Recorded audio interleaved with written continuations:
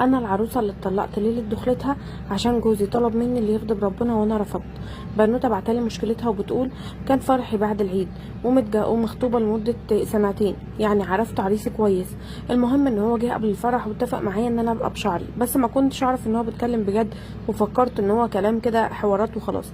المهم يوم الفرح خارجه من الكوافير محجبه، فاول ما شافني لقيته بيقول لي ايه القرف اللي انت عاملاه ده؟ قلت له قرف ايه؟ قال لي مش انا متفق معاكي تبقي بشعرك؟ قلت له بس انا ما اقدرش ان انا اغضب ربنا من اول يوم كده لينا مع بعض. رد عليا وقال لي يعني انت عايزاني اخرج بيكي كده على اهلي؟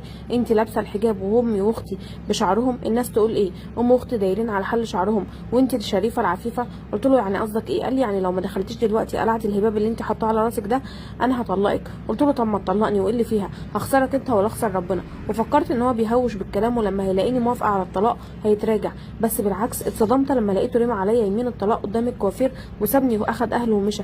كنت واقفه في الزهور